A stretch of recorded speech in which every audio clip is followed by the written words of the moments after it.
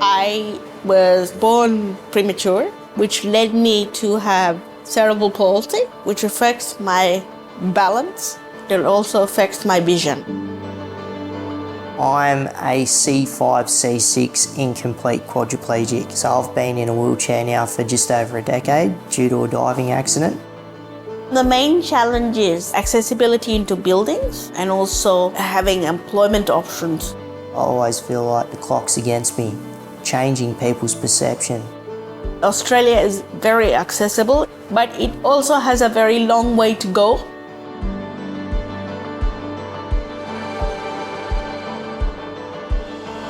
The National Disability Data Asset seeks to acquire and use de-identified data from people with disability in Australia to ensure they are at the centre of the design of policies, services and programs going forward.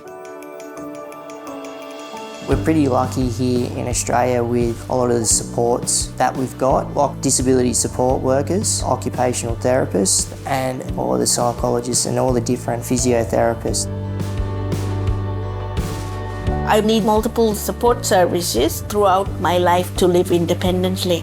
They are all fragmented at this point, and they are not treating the person from a holistic approach. And so they need a common database to find out how it impacts people with disability.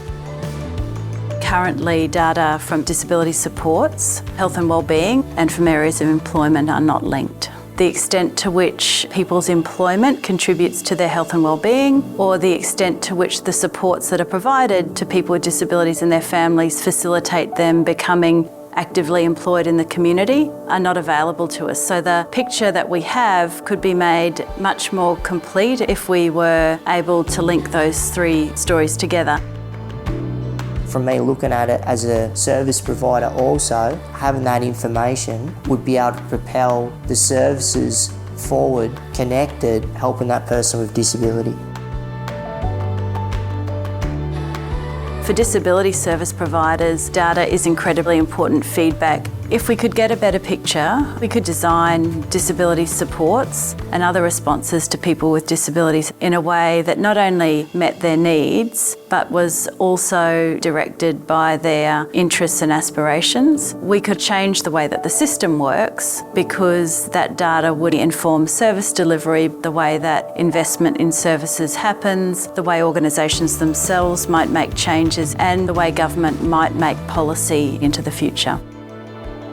It's incredibly important that people with disability are placed at the centre of any design process going forward. It could enable them to access services in the community in a manner that is far more seamless than it presently is, and hopefully become a foundation for good policy development for generations.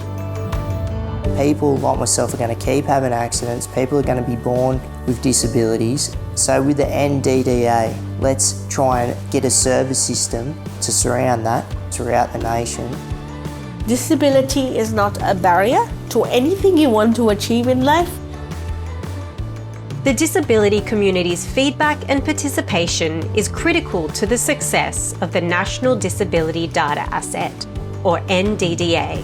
To stay informed about the progress of the National Disability Data Asset and connect with us, you can visit our website nddA.gov.au.